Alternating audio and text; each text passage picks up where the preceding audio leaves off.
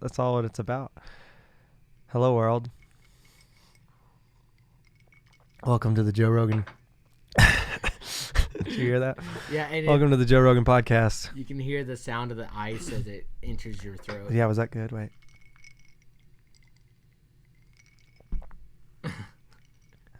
Man. Yeah, it's like I think we just think too hard about all this. Yeah. Wait. Look, this makes it even better. Ooh, Now hello. we can see each other. So look at my fresh, what do you call this? 5 o'clock shadow. I refuse to grow my beard out, but I also refuse to shave. So I have to maintain the 5 o'clock shadow. Looks good. Yeah. Look, I'm looking at it. Stare at it. It's so weird to look at you on the screen. Yeah. Well, like legit. Maybe I okay. should pull that down. So what I know about Yeah, what's going on here? Let's talk about Hank Roost then. Yeah, tell me what's going on here. That's okay. So Hank Roost is the character I play in the wrestling promotion that I wrestle for. BWA.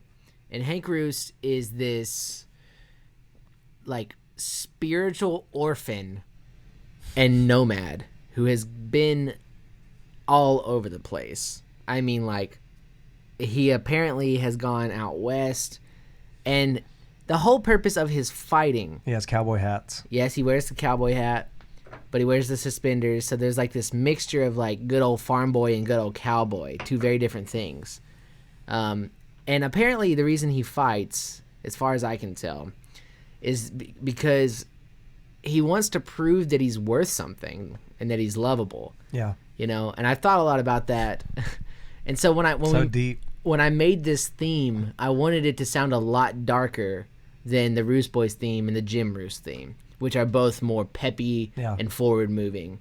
This one moves forward, but with this like very minor feeling about it. Yeah, even the drums to me sound darker, you know, and they're all the drums. I wanted them all to sound trashy, you know, like they recorded in like a garage essentially. But these just have the toms just have this like dark feel to them when you first start hearing them. Yeah. You know, so I think, yeah, I agree. It has just a darker feel out of all of the Roost Boys songs that we've done. Yeah, and every one of them is recorded in some kind of an E variant, whether that's E Dorian or E minor or just like some E Mixolydian. All of them are in some kind of a different E thing to maintain this Roost Boys theme, and that you will always find a rooster at the beginning. That's true. Wait, yeah, here, let's give them a sample. This is what you'll hear at the beginning of any Roost Boys song. Some rooster, not this particular Yeah, I one. mean, any rooster we can find, this is it. Sound's got like some delay. I think it's actually called rap delay. Wait, let's see if I can find that. It says vitamins. I think that it's a preset called rap delay. Wait, yeah, right here. Look, oh Rap no, Vox. Rap Vox, right there. Yeah, so it's a rap Vox. Vox chicken. Do you say that Vox or Vox? I say Vox. There it is. Yes, in and all its glory. And he's of the roosters, that is the most like walking with a limp of all the roosters that we put in. Yeah, we wanted it to sound like and what I did right here too. Maybe I'm putting the cart before the horse, but this noise you'll hear at the beginning as well.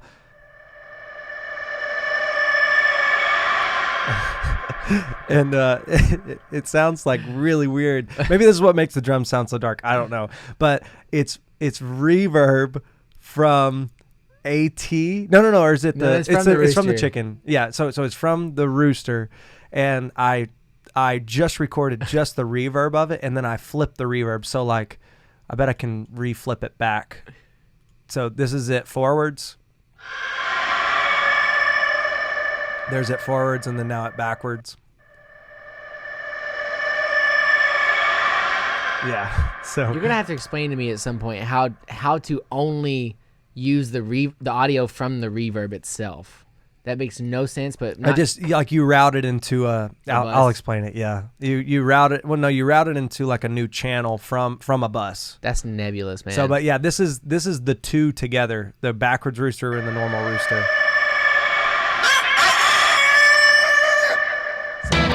But yeah, and so I mean, all the guitar tracks. Wait, I don't even have them all open yet. So I kind of have them into two segments. There's the guitar, just like the lead electric parts, which are these green ones here, and then those are kind of like the main part that you hear, and then there's these blue.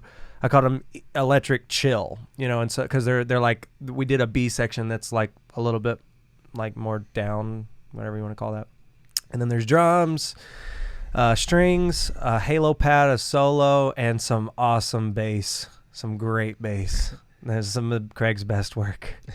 He channeled his inner Hank Roost on those.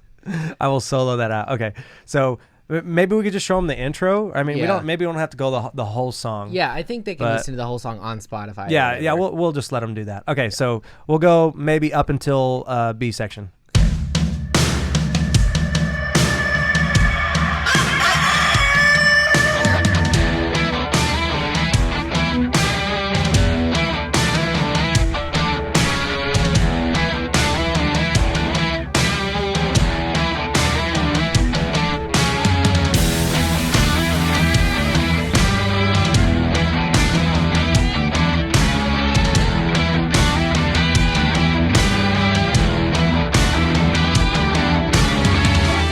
So, yeah.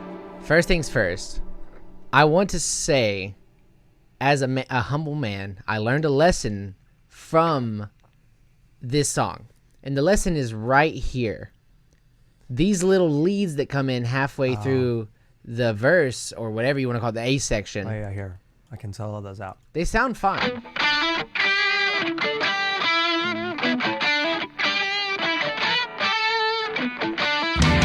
And then they have a harmony that adds right there. So wait, here's the harm.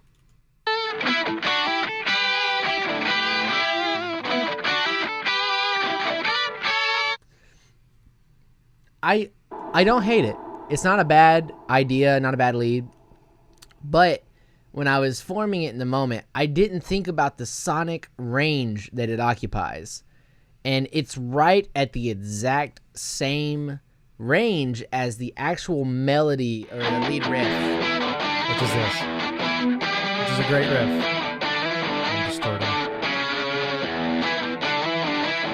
And so now the other ones that he was talking about are about to come in right here.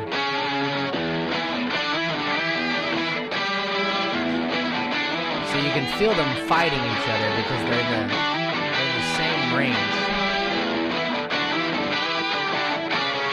Yeah, and so what he means is, like, if you were looking at it on a piano, like they're all just in the same octave, essentially. But what we've learned over recording, the little that we have, that is like when you're making parts, you want to have like piece them together. Like you have a guitar that maybe does something a little bit higher, one that does something in the mid range, and then something does something lower. The bass can handle that, because if you try to, put them, all in the same range like that, they gets muddied up. Yeah, I mean, but I think no clarity. It still sounds good. But all the parts, you can't really pick them apart. Yeah. They're just. It just sounds like this wall of sound with like accents happening randomly because they're in the same range. So if I had it to do over, I would have come up with a different part. But it's there, and we learn from it, and that's a good lesson for you all out there in the universe. Learn from your mistakes, but don't erase them. You should talk about these MIDI toms. Wait. All right. Here they are. Oh wait. Well, we need the snare too. Yeah, this is a good part to cut out and put in a highlight. So these toms, I actually recorded not on a piano, not on physical drums, none of that. I recorded. I won't show it. I didn't record them on the piano keys or drum pads or whatever. Like you can record. I'm hitting drum pads right now. I physically recorded them on an actual keyboard. And so when I brought this project to Demetri, with this idea to Demetri, with the toms recorded in the main riff, I was like, we really need to re-record these toms because they just sound, they sound like the rhythm's off. It got quantized weird. I don't know what happened, but Demetri was like, I love them. Yeah, I didn't even change them. Wait, so they do this like like that part. So with all of them together. So with those tops, you know, so like they just, I don't know how he did it. It was probably because he used the keyboard, but it just turned out just so good. I mean, it works so well, but like it doesn't necessarily feel like a human drummer, but it feels hot. So we kept it. So and so I mean, there's nothing wrong. I mean, if it sounds what you want it to sound, I mean, like at that time when we were recording this, we couldn't do like full drums. I mean, we're just now to the point where if we wanted to do full drums, we could, because I just got a new audio interface. So yeah, all together one more time. Here's the bass. Just really Demetri simple. recorded this bass. I forgot about that. You can tell it sounds like crap. He did a pick. Okay, so this part's it's just the best part. I'm just gonna let you guys hear it. This is the B section.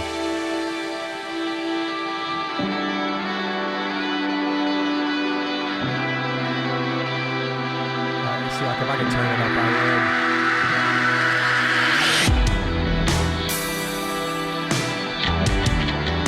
I'm just so proud of it. Even though he did all the stuff.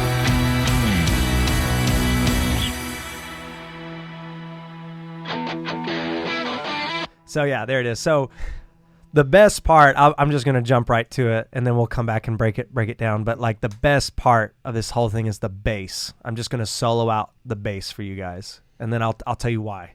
So here's the bass. With the drums.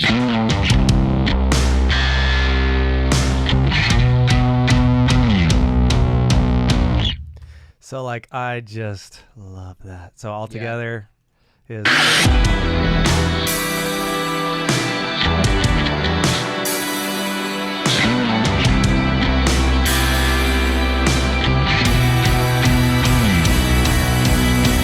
it's just golden. So the reason why it turned out so good is he actually just recorded that bass like clean DI in, I think, or maybe we had an amp and we were going from the amp into the audio interface. But I have this like virtual, pretty much it's a tube screamer, and so this is it with the tube screamer. And then I'll take it off. Much different sound. That's it with the tube screamer. Without. So that's what gives it all that grit. And when it's isolated like that, it's got this weird, like this husky, whispery distortion. But when you feel that in the mix. Oh yeah, it's great. Like if you're not, grab you some headphones, because like the iPhone speakers will not give it to you. The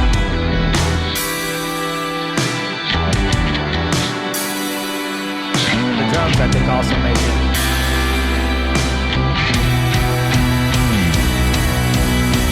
So like just the drums, which I think this was Craig's idea for the. Whoops! Wait. One more time.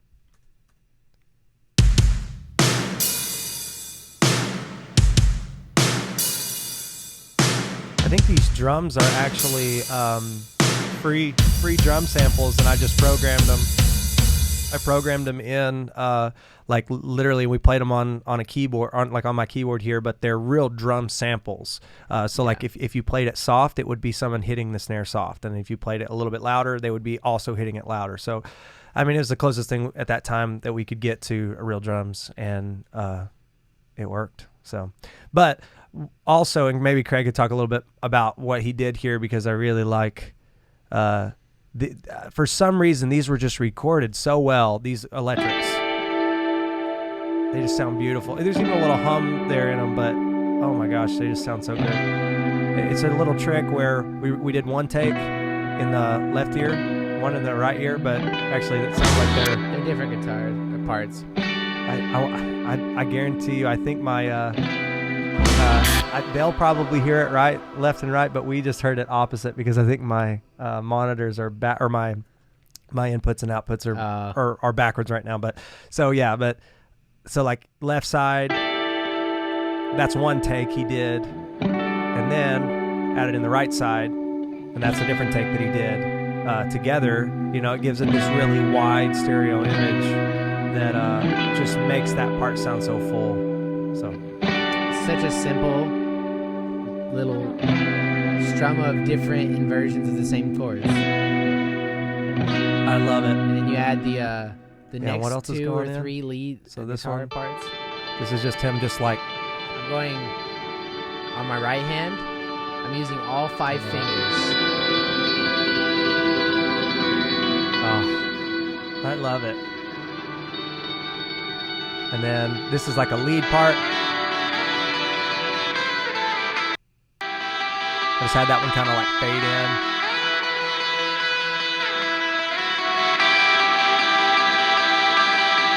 Really nice. And then this is just, I think he just got a Strymon reverb pedal. And this is like just kind of in the background there. So that one's happening. So all together.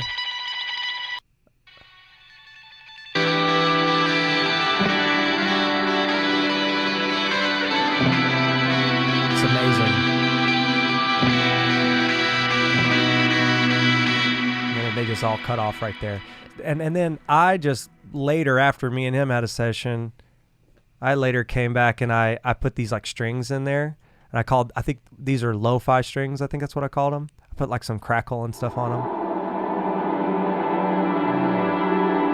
So let's see if I can see what all I did to them. So like I have this RC20 thing and see it gives it some noise there. And then some more traditional sounding strings coming right there. And that creates this real contrast between the 2 parts of the B section. Like that's where the drums enter. So like in the bass. Yeah, so oh, we forgot about that screen.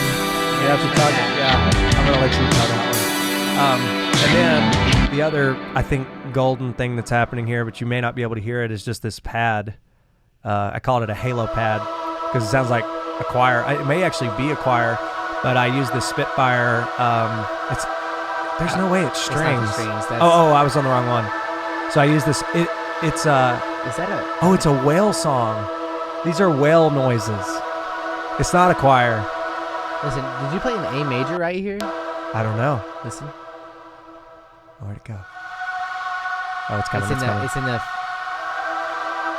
whale song. Yeah, that C sharp right there. Maybe. I like it. Whatever you did, it sounds really nice. But yeah, so these are literally recorded whale songs, and I put a ton of reverb and stuff on them. So okay, yeah. The other crazy stuff that's going on here is in the effects. Let me let you guys hear this.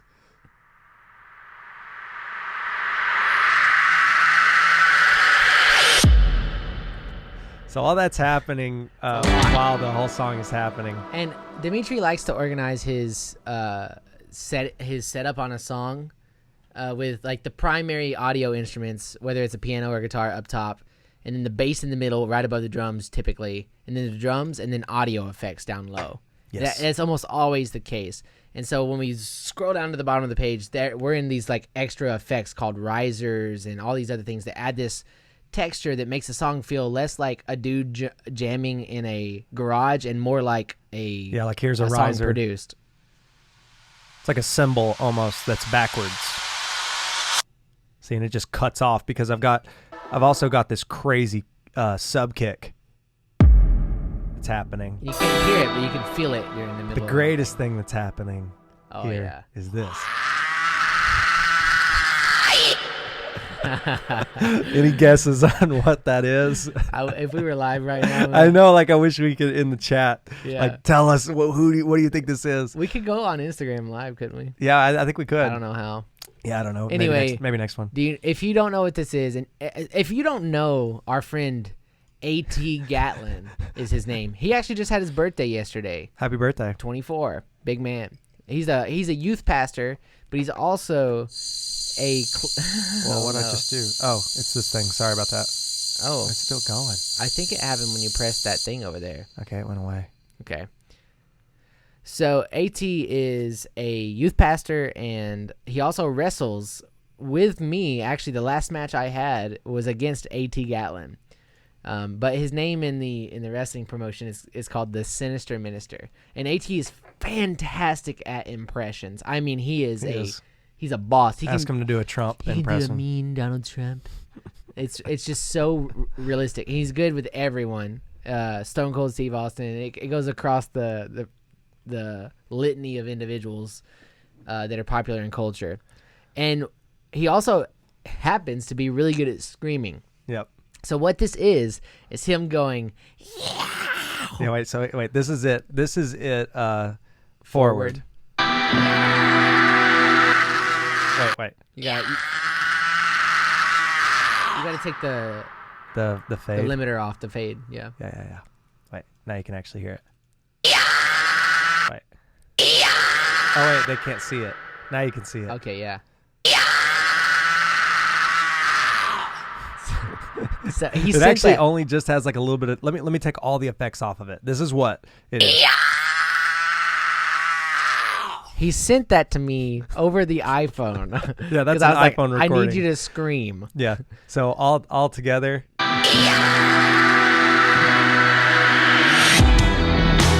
it would be backwards. Yeah, but whatever. The real one. But yeah, so that's an iPhone recording that he just randomly recorded and sent to Craig because Craig asked him to. Yeah. So, that one's great. I don't think there's really any more like hidden gems. I mean. Those were most of the hidden gems, but so, once this thing all dies down,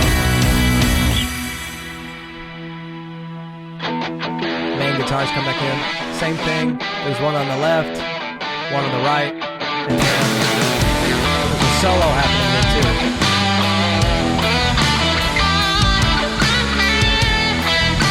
The yellow one is the solo.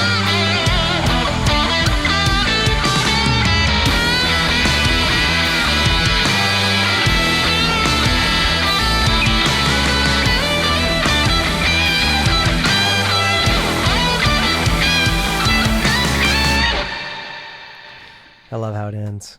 Oh yeah, I forgot. I have a normal bass. Wait, here's a normal bass. That's definitely Craig, not me. And then the Ibanez, the tube screamer comes in right there. Here's a solo.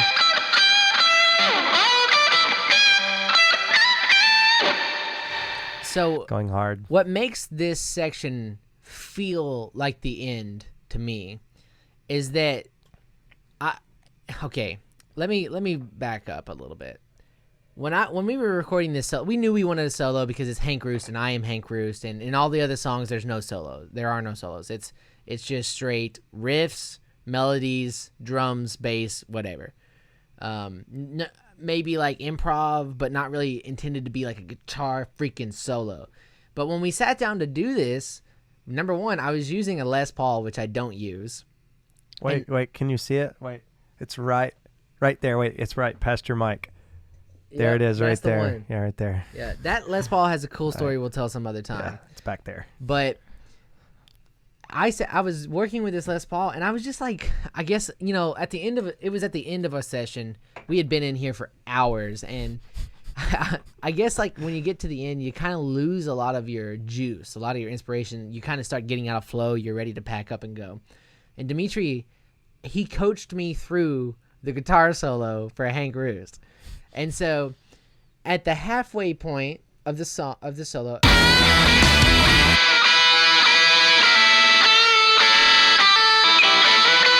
yeah, that part, all of it, honestly, almost all of it was completely co-written. Like typically you don't write a guitar solo, you just play it. But we co-wrote this to fit this song better. And so Demetri decided he's going to do a halftime breakdown right there in on the drums. Yeah, on the drums. So the drums go from like just driving.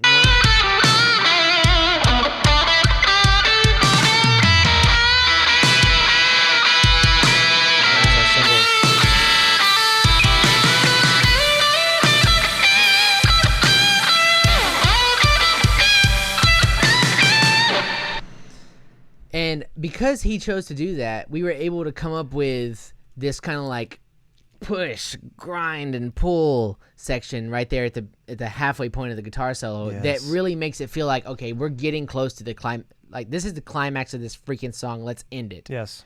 And it falls off the cliff at the very end. Yeah. With that same melody that those main electric guitars were doing in the beginning. Yeah. Yeah, and that's the song, man. I mean, yeah, that's it. So I don't know where I can get a track count, but I wish there was a way. I'm sure there is a way that maybe it's up here. I don't know, but I mean that's a lot of tracks. Really 70. I mean, I would say something like that. Well, it says it right here. Oh yeah, right there, 70 tracks. So that's it's not the biggest one we've ever made, but I mean it was really good. I feel like this is one of the better ones that, in my opinion, that we made. Like a lot, throughout these, that as we talk about these, you'll see like we've come a long way since like the first one that we ever did, like in every way, in knowing how to record the guitar and like knowing how to record the bass, how to form the song. It's like, but we learned it all through just like experience, just like doing it wrong, which you'll hear us doing it wrong in some of the other songs. Yeah. And then just like figuring it out. And a lot of YouTube, like that's literally how I learned how to do all this, and miking up the stuff. And then Craig is like also just like forming new parts and knowing when to do what, where, and all that thing. I think Berserker will be a great one to explain that. Oh yeah, that one has a lot going on. But yeah, we're done. I guess so. So I hope you enjoy Hank Roost's theme. Should we just let them listen to it if they wanted to? I mean, they don't have to. I mean, you can literally, how YouTube works. I mean, you can just slide out of this thing if you wanted to. But just one play. We've heard it 1,000 times, but maybe you guys haven't. I don't know. I probably should do something where I can like, wait. No, wait.